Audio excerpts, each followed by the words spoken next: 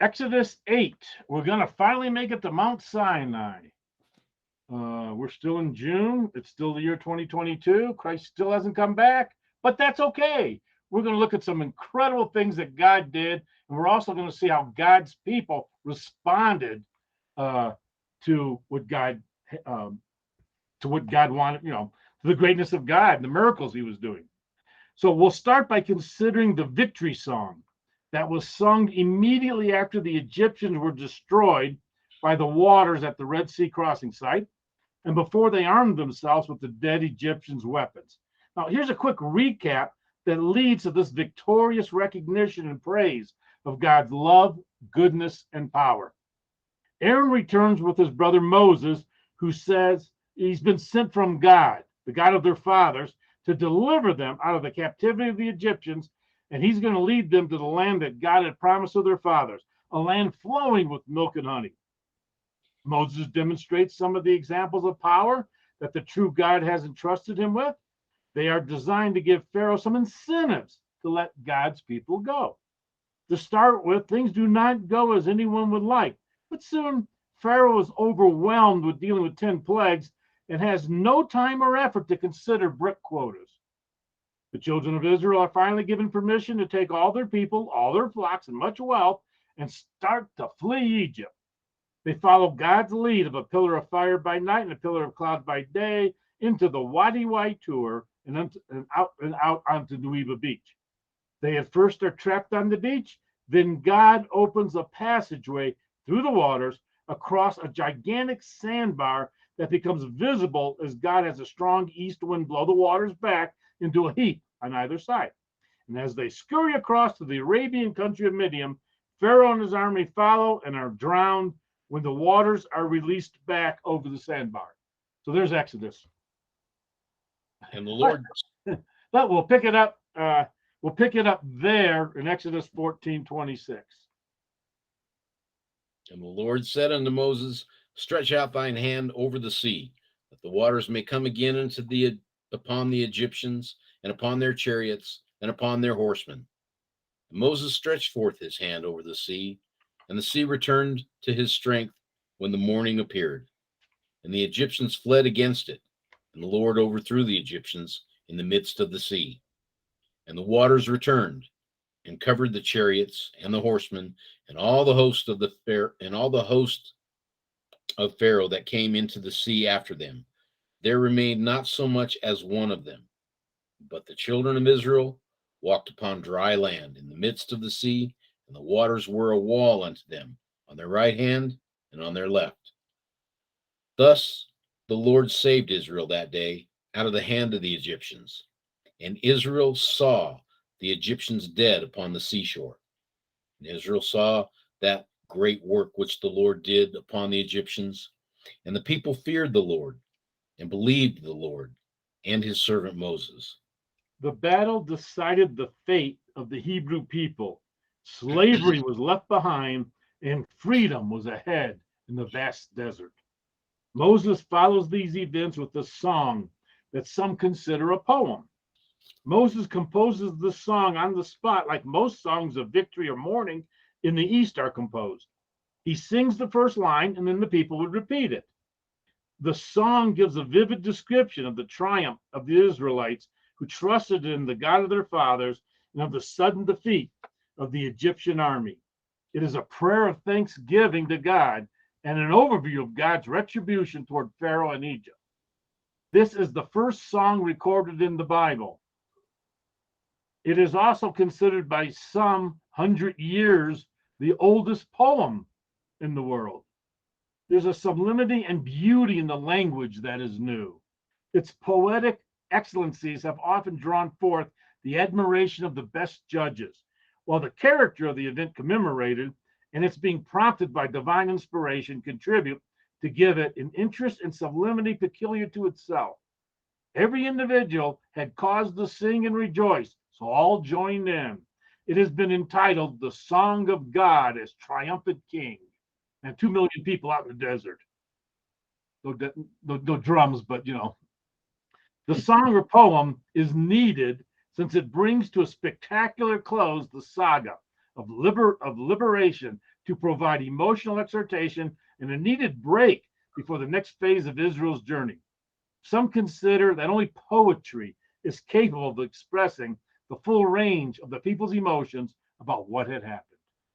The overall effect of the poem is a fierce pride at God's victory, an exultant description of the destruction and distress of enemies, whether Egyptian or Canaanite. This general tone parallels many ancient war poems. What is characteristic of Hebrew about it is God's choosing and leading his people. Therefore, the last verse goes far beyond the celebration of a single military victory. The song constitutes the freedom of a God-centered people. Bob, sing us a verse. Lucky, if not, go ahead and read it. Then sang Moses and the children of Israel this song unto the Lord, and spake, saying, I will sing unto the Lord, for he hath triumphed gloriously. The horse and his rider hath he thrown into the sea. The Lord is my strength and song, and he is become my salvation. He is my God, and I will prepare him an habitation. My father's God, and I will exalt him. The Lord is a man of war. The Lord is his name. Pharaoh's chariots and his host hath he cast into the sea. His chosen captains also are drowned in the Red Sea. The depths have covered them. They sank into the bottom as a stone. Thy right hand, O Lord, is become glorious in power. Thy right hand, O Lord, hath dashed in pieces the enemy. And in the greatness of thine excellency, thou hast overthrown them that rose up against thee. Thou sentest forth thy wrath, which consumed them as stubble. And with the blast of thy nostrils, the waters were gathered together. The floods stood upright as a heap, and the depths were congealed in the heart of the sea. The blast of thy nostrils is used figuratively to refer to the blowing of the wind. When people get angry, they breathe rapidly. Isaiah 2:22 says, cease ye from man whose breath is in his nostrils, for wherein is he to be accounted of? See, when a ruler gets angry, it is said he's got smoke belched out his nostrils or fire blazed in his face. The use of the term nostrils suggests God's indignation against Pharaoh and his army, which drowned in the Red Sea. So in Exodus 15:9, the enemy said, I will pursue, I will overtake, I will divide the spoil. My lust shall be satisfied upon them. I will draw my sword, my hand shall destroy them. Thou didst blow with thy wind, the sea covered them, and they sank as lead in the mighty waters. Who is like unto thee, O Lord, among the gods? And that's just a great statement. Come on. Who can rival the true God? Nobody. Who is like unto thee, O Lord, among the gods? Who is like thee, glorious in holiness, fearful in praises, doing wonders? You know, the sea was the scene of God's final triumphant over the gods of Egypt. And they're talking about the other gods. Oh, they failed. Every one of them lost. They all got, mocked heavily. And that was one of the other purposes of getting God's people out, was the final triumph over the gods of Egypt. Verse 12. Thou stretchest out thy right hand, the earth swallowed them. Thou in thy mercy hast led forth the people which thou hast redeemed. Thou hast guided them in thy strength unto thy holy habitation. The people shall hear and be afraid. Sorrow shall take hold of the inhabitants of Palestina. Then the dukes of Edom shall be amazed. The mighty men of Moab, trembling, shall take a hold upon them. All the inhabitants of Canaan shall melt away. Israel's later and hostile neighbors to the west and east were greatly affected when they found out what had happened to the great Egyptian army. Rahab of Jericho confirms this. Joshua 2:9-11. And she said unto the men, I know that the Lord hath given you the land, and that your terror is fallen upon us, and that all the inhabitants of the land faint because of you. For we have heard how the Lord dried up the water of the Red Sea for you, when ye came out of Egypt, and what ye did unto the two kings of the Amorites that were on the other side Jordan. Sihon and Og, whom he utterly destroyed. And as soon as we had heard these things, our hearts did melt. Neither did there remain any more courage in any man because of you. For the Lord your God, he is God in heaven above and in earth beneath. You know, you read this, Rahab recognized it, but the children of Israel still have a hard time with it. The recognition that the God of the Israelites was the true and most powerful God will save her and her family's lives. Back to Exodus 15, verse 16. Fear and dread shall fall upon them. By the greatness of thine arm, they shall be as still as a stone. Till thy people pass over, O Lord, till the people pass over, which thou hast purchased. Thou shalt bring them in and plant them in the mountain of thine inheritance, in the place, O Lord, which thou hast made for thee to dwell in the sanctuary, O Lord, which thy hands have established. The Lord shall reign forever and ever. For the horse of Pharaoh went in with his chariots and with his horsemen into the sea, and the Lord brought again the waters of the sea upon them. But the children of Israel went on dry land in the midst of the sea.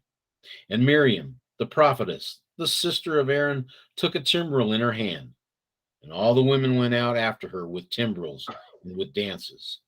And Miriam answered them, Sing ye to the Lord, for he hath triumphed gloriously.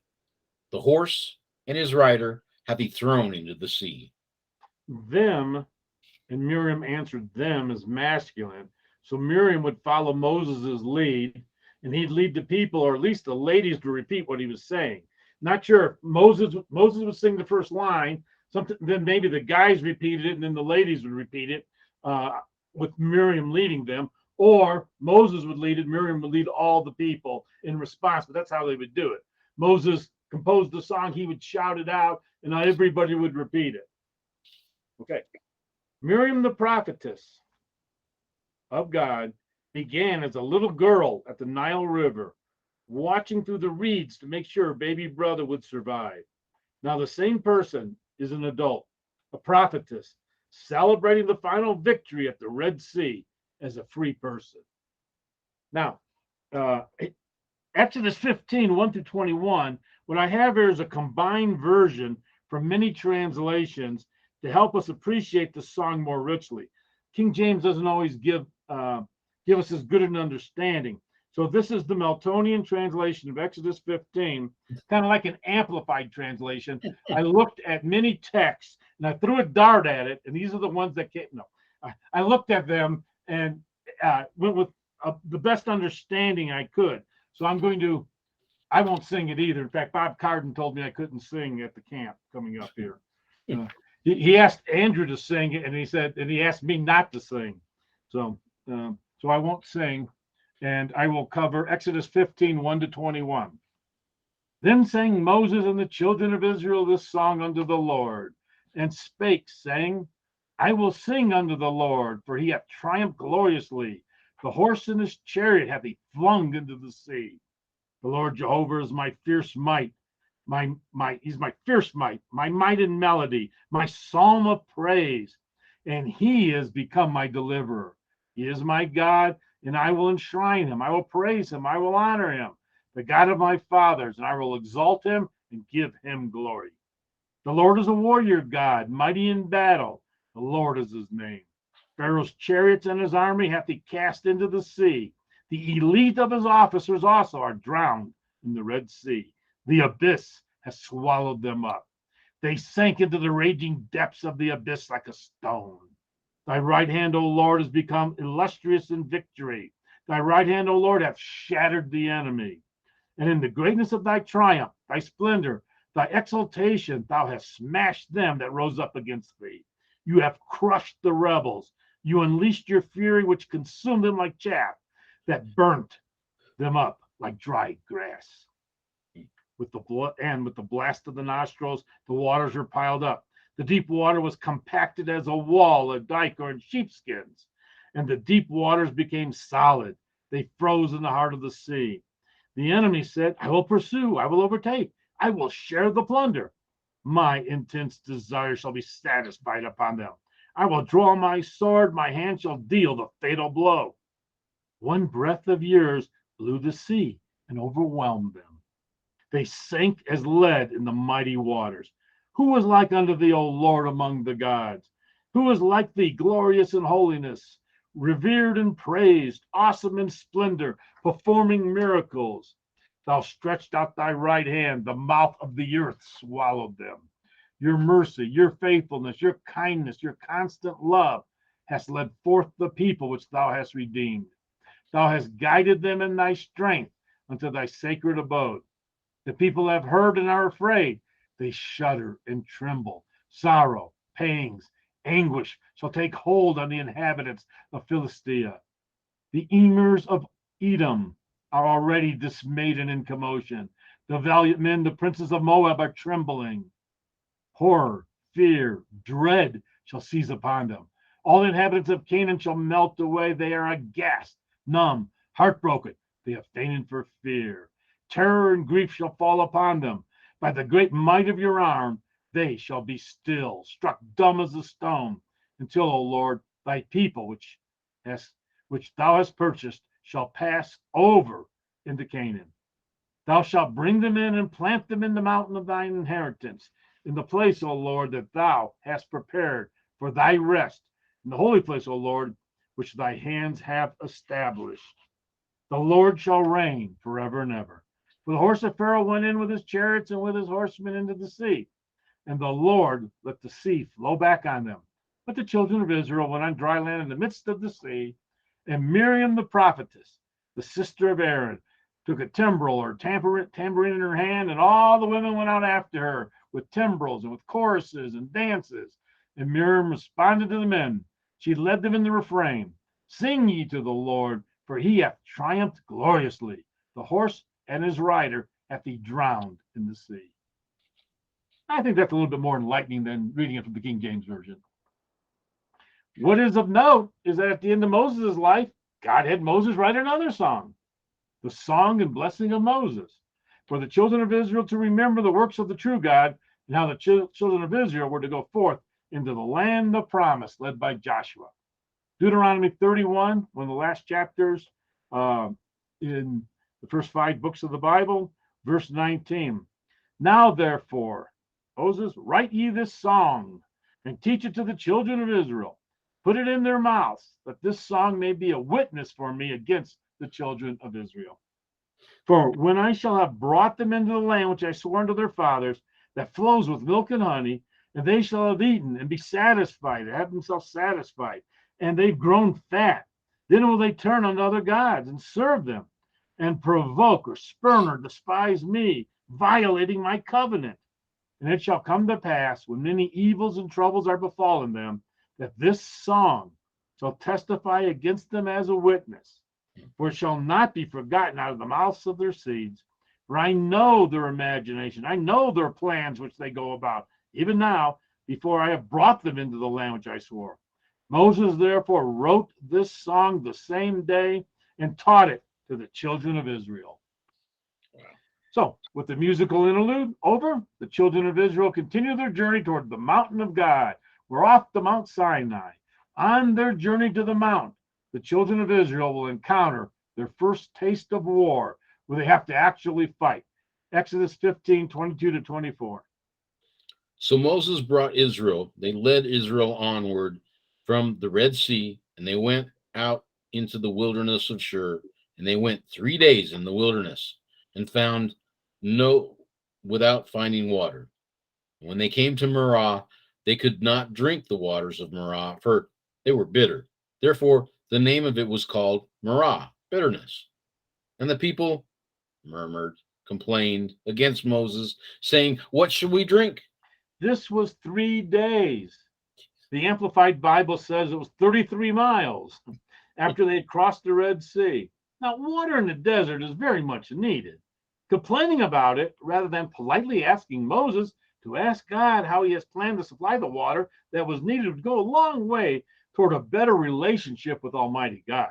However, God would still continue to meet their needs. So let's move forward to Exodus 17 now. We covered a bunch of 16 last week, and in 17:1, all the congregation of the children of Israel journeyed from the wilderness of Sinai after their journeys according to the commandment of the Lord, and they encamped in Rephidim.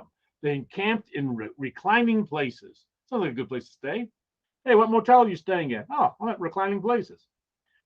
And there was no water for the people to drink.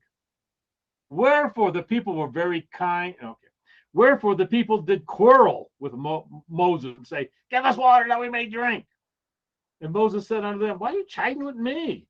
Wherefore do you tempt the Lord?"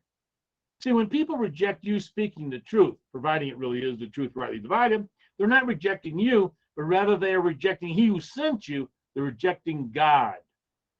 Verse 3. And the people thirsted there for water.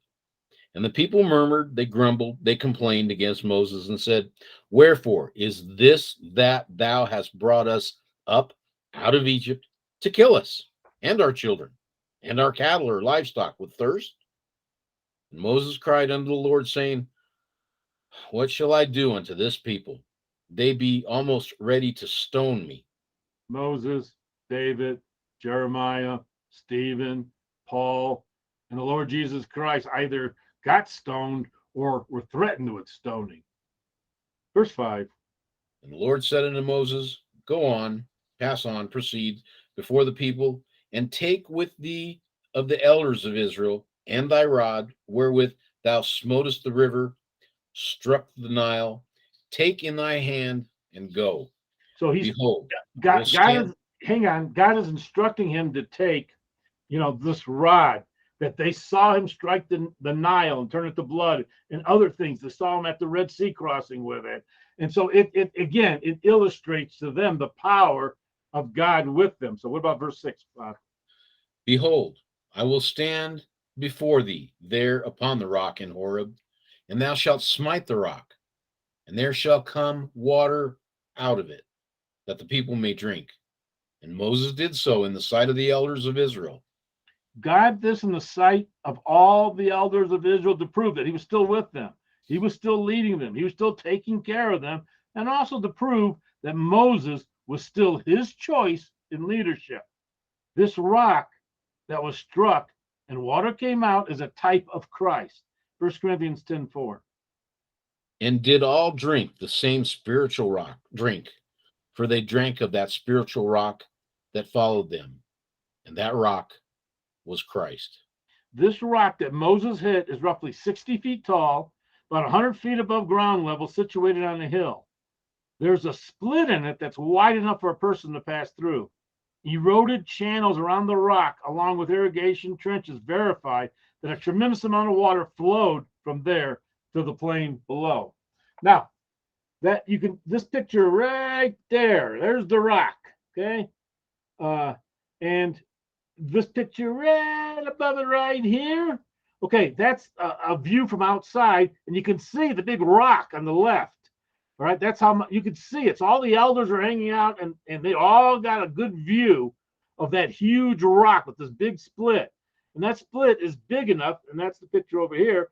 Got a picture of a lady inside that split. It opened up in front of everybody, and water came out. And there's right here, there's a picture. You can't really see it that well, but there's a picture of water having run down and carved niches, and also trenches have been built off of it, canals, to move the water to other parts of the camp. The Psalm 78:15 tells us, he clave the rocks in the wilderness and gave them drink as out of the great depths. He brought streams, not a little trickling water, he brought streams also out of the rock and caused waters to run down like rivers. Can you imagine what that was like for the people standing there? Moses hit the rock, it splits, and water gushed out. It just poured out of it. Exodus 17:7. And he called the name of the place Massa, which means temptation or tempting of God. And he also called it Meribah, which means strive or striving with Moses, because of the quarreling of the children of Israel, and because they tempted the Lord, saying, is the Lord really with us? Did he just leave us at the Red Sea or not? Moses' efforts were founded upon God and his promises. And most often, it ran 180 degrees contrary to what the children of Israel were saying or doing. So, what happens when you got water in the desert? Verse 8. Then came Amalek and fought with Israel in Rephidim. They've been following them for quite a while. They've been keeping an eye on them. And now they probably came to fight for water.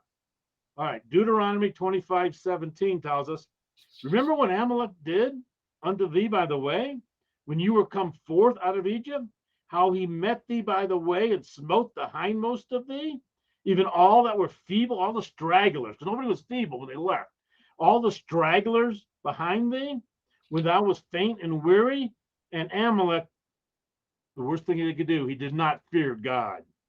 The stragglers who were lagging behind and exhausted were attacked by the Amalekites first.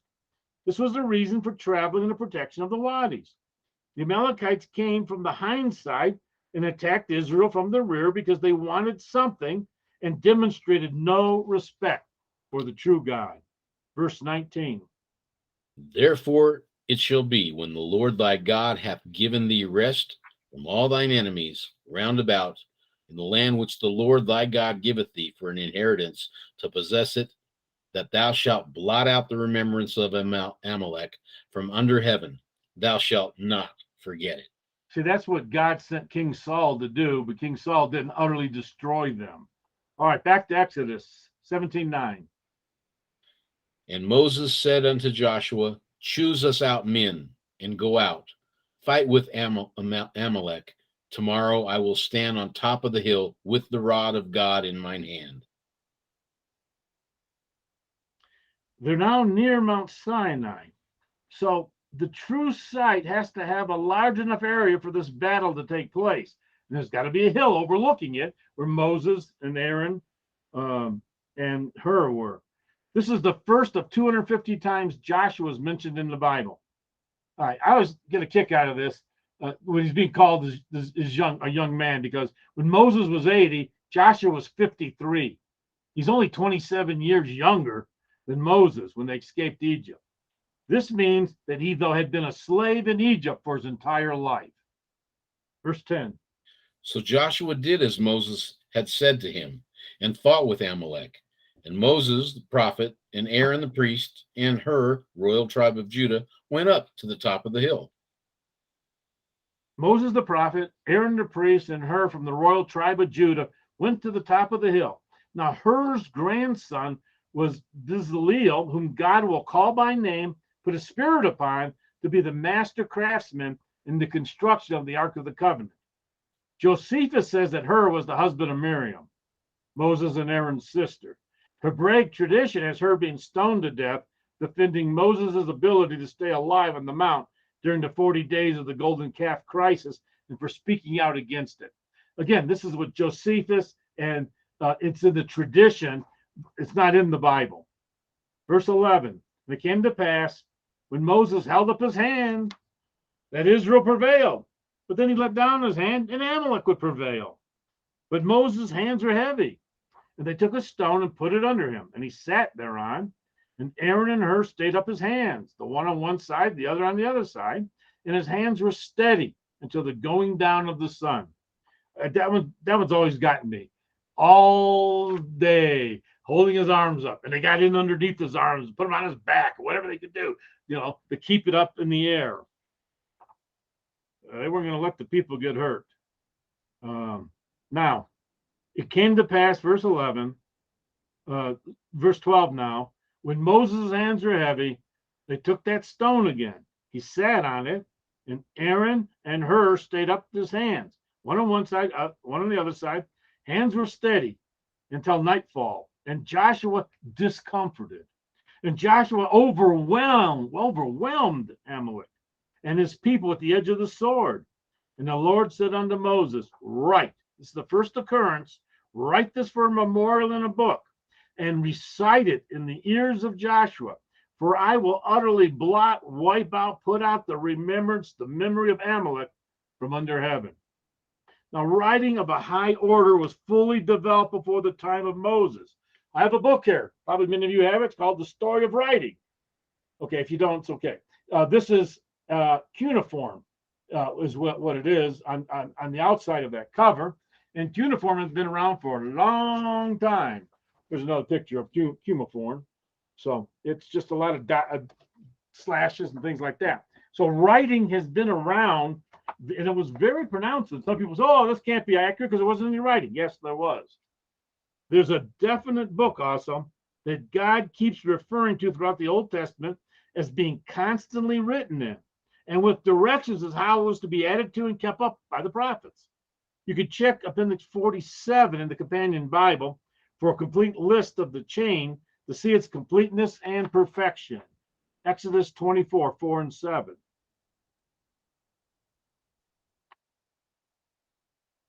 Bob, you muted yourself somehow. And Moses. Oh, go ahead. I was gonna give you the lead in again. And okay. Bob with Exodus 24, 4 and 7. Take it away, Bob. And Moses wrote all the words of the Lord, and he took the book of the covenant and read in the audience of the people. Exodus 34, and the Lord said unto Moses, write thou these words, for after the tenor of these words I have made a covenant with thee and with Israel. Joshua 24, Joshua wrote these words in the book of the law of God and took a great stone and set it up there under an oak that was by the sanctuary of the Lord. In 1 Samuel 10:25, then Samuel told the people the manner of the kingdom and wrote it in a book and laid it up before the Lord. And back to Exodus 17. So Moses was to write that in a book, and then Moses built an altar. And he called the altar Jehovah Nissi, which, of course, I gave you a handout that dealt with all the 10 different attributes of Jehovah, 7 being redemptive names of Jehovah. For he said, because the Lord hath sworn that the Lord will have war with Amalek from generation to generation. Okay, now let me put this up here, and I can show you the altar if I get my hands off of it properly. Okay, right here. There's the altar. There's that altar. It's out in the middle of nowhere, just not very far from Rephidim. It's in the field right outside of it. So it's amazing. If you go to the right location, you find all the stuff that the Bible says is supposed to be there. That's going to help us when we get to Mount Sinai as we continue on. Okay, so Jehovah Nissi is what he called it. Jehovah is my banner. Jehovah is my canopy or covering. I suggest if you've not heard we did the 7 redemptive names of Jehovah a number of years ago, and a great teaching was done on Jehovah Nissi. That was my teaching on Jehovah Nissi. Some great stuff on it though, but it's available on our webpage that you can listen to it if you haven't heard it. It's really some amazing things of the word Nissi in the different places it's used. And it just means Jehovah's my banner or canopy or a covering. In Bible times, whenever the bride and the bridegroom walked from where the wedding ceremony took place to the banquet hall, guests would carry a banner or a Nissi, a covering, which was above both the husband and wife. The canopy indicated that God was over the top of them, protecting them so that nothing could touch them. That is the significance of this word Jehovah Nissi. God is our covering. God is our banner. He covers us completely for protection. And that altar that I showed you, it's located just a few hundred yards from the giant rock in Horeb, and it appears to be between 20 to 25 feet long, 15 feet deep, 3 to 4 feet high. And all throughout that region of Rephidim, there are hundreds, perhaps thousands of ancient stone circles called hut circles, which are consistent with temporary campsites and probably used as a sleeping quarters for a single family. A larger stone was placed in the middle, then cloth or covering of some type was placed over the stone, forming a tent. So you got a big stone in the middle, and then you got smaller stones which form a circle and placed along the edge of the covering where it met the ground. This provided protection of the family while they slept from wild animals as well as their own flocks. They were quick and easy to make. Just go out and get some, gather some rocks. Okay, and this is, I don't know if you can see it too good, but they're all over the place. These 2 pictures here kind of give you an idea. Well, actually, the one above it gives you the clearest thing of the circle. You can see a big stone in the middle, then rocks all the way around it. So they put the tent on top. It wasn't really high. And then and you could see in these pictures down here that they're all over the place. They just formed naturally on the bottom of the sea one time. No, there's evidence of thousands of people that were there at one time that utilized them. All right. Exodus 18, verse 1, Bob. When Jethro, the priest of Midian, Moses' father-in-law, heard of all that God had done for Moses and for Israel, his people, and that the Lord had brought Israel out of Egypt, then Jethro, Moses' father-in-law, took Zipporah, Moses' wife, after he had sent her back, and her 2 sons, of which the name of the one was Gershom, for he said, I have been an alien, sojourner in a strange land. And the name of the other was Eleazar, for the God of my father, he said, was mine help, and delivered me from the sword of Pharaoh. And Jethro, Moses' father-in-law, came with his sons and his wife unto Moses into the wilderness, where he encamped in the mount of God. Moses is still encamped at Rephidim, on the western side of the Mount of God, where they have plenty of water. Nearby, southwest of Mount Sinai in Midian, and only about 10 miles from the Gulf of Aqaba today, is the oasis town of El-Bad. There are many palm trees and wells there. Many believe this is where Moses' father-in-law Jethro and Moses himself lived during his 40-year hiatus there. Verse 6, and he said, Jethro says to Moses, I, thy father-in-law Jethro, am come unto thee. And look, here's your wife and your 2 sons. And Moses went out to meet his father-in-law and did obedience and kissed them, and they asked each other their welfare. And then they came into the tent. This was the traditional Oriental greeting. All right, verse 8, Bob, if you're ready. Go ahead, sneeze, Bob. Okay. And Moses told his father-in-law that the Lord had done unto Pharaoh and to the Egyptians for Israel's sake, and all the travail that had come upon them by the way, and how the Lord delivered them. And Jethro rejoiced for all the goodness which the Lord had done to Israel, whom he had delivered out of the hand of the Egyptians. Remember what Romans 2:4 says. It's the goodness or kindness of God that leads a man of repentance. And it's great that Jethro recognized and rejoiced at God's goodness. Verse 10, and Jethro said, Blessed be the Lord who has delivered you out of the hand of the Egyptians and out of the hand of Pharaoh, who has delivered the people from under the hand of the Egyptians. For I know that the Lord is greater than all gods. For in the thing wherein thou dealt arrogantly, he was above them. Pharaoh was so arrogant, the children of Israel and all the Egyptians. And one telling of the adventures of Egypt, Jethro believed and chose the one true God. He hadn't seen what had occurred. He just heard Moses speak about it. What a difference in responses to what Moses was used to. Somebody actually believed him instead of wanting to complain and fight him or stone him. All right, verse 12. And Jethro, Moses' father-in-law, took a burnt offering and sacrifices for God, and Aaron came, and all the elders of Israel, to eat bread with Moses' father-in-law before God. And it came to pass on the morrow that Moses sat to judge the people, and the people stood by Moses from the morning unto evening. And when Moses' father-in-law saw all that he did to the people, he said, What is this thing that thou dost to the people? Why sittest thou thyself alone, and all the people stand by thee from morning unto even? And Moses said unto his father-in-law, Because the people come unto me to inquire of God. When they have a matter or a dispute, they come unto me, and I judge between one and another. And I do make them know the statutes of God and his laws. Not what Moses thought, but what God had taught him. The law hadn't been given yet, but it's really easy to see there was a great need for a law. Verse 17. And Moses' father-in-law said unto him, The thing that thou dost is not good, for thou wilt surely wear away both thou and this people that is with thee. For this thing is too heavy for thee.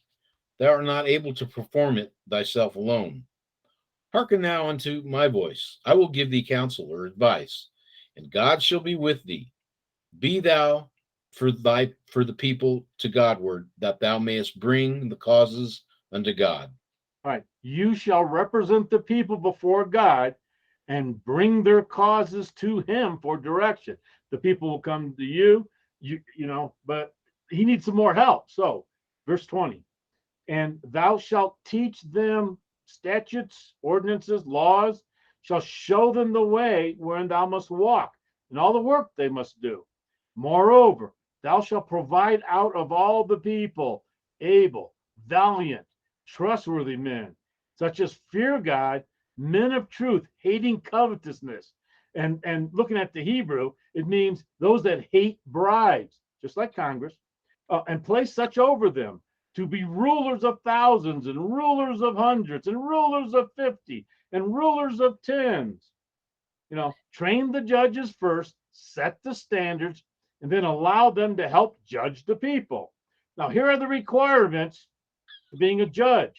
They are to be trustworthy men that fear God, men of truth that hate covetousness, that hate bribery. They just won't take a bribe.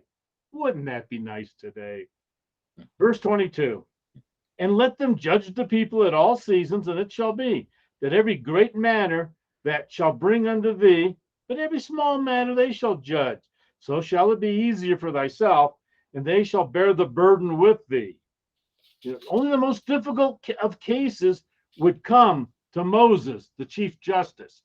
I mean, all the other ones, the courts, pretty much would take, but the greatest of cases would come to the chief justice, Moses. Verse 23. If thou shalt do this thing, and God command thee so, God will direct you. Then thou shalt be able to endure, and all this people shall also go to their place in peace. So Moses hearkened unto the voice of his father-in-law, and did all that he had said. And Moses chose able men out of all Israel, and made them heads over the people, rulers of thousands, rulers of hundreds, rulers of fifties, and rulers of tens. And they judged the people at all seasons. The hard causes they brought unto Moses, but every small matter they judged themselves. And Moses let his father-in-law depart, and he went his way into his own land. Exodus 19, verse 1, enter during the third month, which would be the new moon. During the new moon, when the children of Israel were going forth out of the land of Egypt, the same day they came into the wilderness of Sinai. So during the third month of the year, which is Sivan, they finally got to Mount Sinai. This had to be before Pentecost, which is 50 days after Passover. The law was given on Pentecost, 50 days after the original Passover. Moses couldn't get there late. This is the first time he's going to get the law. He's got to be there to get the law. Passover, 50 days later, boom, Pentecost. Thus, it took the children of Israel 50 days to get from Goshen, across the Sinai Peninsula, go through the Red Sea, be introduced to man at Elim, travel through the wadis, get refreshed at Rephidim with water from a large boulder, fight the Amalekites, meet with Jethro, set up judges to help rule the people, travel the other side of the mount that God had originally spoken to Moses on, and get settled enough for Moses to climb the mountain to receive the law on the original day of Pentecost. And you thought you had a busy 50 days. Verse 2. For they were departed from Rephidim, and were come to the desert of Sinai, and had pitched in the wilderness. And there Israel camped before the mount.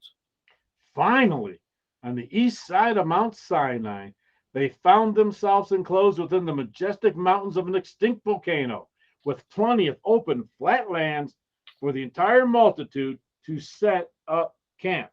All right, I sent you over this map. You have a copy of this map here, and it pretty much gives you the directions, because here's the Weba over here, and they crossed across. Yeah.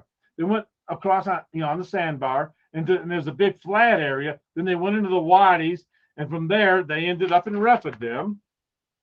Okay, you see Rephidim, and that's where the split rock is in Rephidim. Okay, and then from there they went around and into that opening, and that's an extinct volcano there. And then there's some other things that are talked about, which we'll get to, And you'll notice that Jethro's home, All Bad, is not too far away from that area. So they went from the wilderness of the Sinai, and then they ended up at Mount Sinai, first on one side of Rephidim, and then they went in, and it's actually called Jabal El Lawz. Separated by desert from the mountain range bordering the Red Sea, Jabal El Lawz is the real Mount Sinai. It's known to the locals as the Mountain of Moses. At 8,000 feet, it's the tallest mountain in the region, forms a natural amphitheater enclosing an area of 5,000 acres, sufficient to accommodate 2.5 million people with their flocks and with their herds. Let me show you a picture first off. This here, you see this? This is where they say Mount Sinai is. Can you imagine 2.5 million people camping there? No, you can't. Okay. How about Moses taking his sheep there? No, absolutely nothing is right about that except Constantine's mother, Helena, had a vision. But that's where Mount Sinai is. And they built a monastery, St. Catherine's Monastery, on top of it. And we had a believer who used to fly helicopters up there once a week named Wes Bolts. He'd fly the helicopter up, pick up the trash. He's part of the UN delegation to the Sinai Peninsula. So they would fly helicopters up there and bring all the trash out. But nothing about it fits. There's no evidence at all. But it's a good place to make money. So the real Mount Sinai, and now that's the other map that you got. This here gives you all the different biblical things that they're supposed to find. So you have a map and you got verses that deal with everything. So the entire summit of the mountain is blackened as if burnt by intense heat. And I've seen the black rock when I was at Ron Wyatt's house. They showed me, that he was able to get a rock from there. Exodus 19:18 says, and Mount Sinai was altogether on a smoke, or it was wrapped in smoke, because the Lord descended upon it in a fire. The smoke thereof ascended as the smoke of a kiln, and the whole mountain quaked or trembled greatly. A whole cloud came down, and there's fire from the top of the mountains. So the top of the mountains are burnt. If you look at other pictures of it, you could think, well, look, it looks like clouds over it. Well, no, there's no clouds. It's all the top of that mountain range is all burnt because God came down and burnt it. On the eastern side where Israel camped are two peaks. Just below one peak is a cave. In 1 Kings 19:8, and Elijah arose, and he did eat and drink, and he went in the strength of that meat 40 days, 40 nights. He went to Horeb, the mount of God. And he came thither into a cave and lodged there. And behold, the word of the Lord came to him. And he's, what are you doing in here, Elijah? All right. This is from that cave. You're standing on the cave and you're looking out into the camp of Israel. This is also the site of the still small voice. He was standing out there on the edge of the cave. Okay. And you can see, if you look down into the camp of Israel, it's huge. And also you can see water, the remains of where water had run.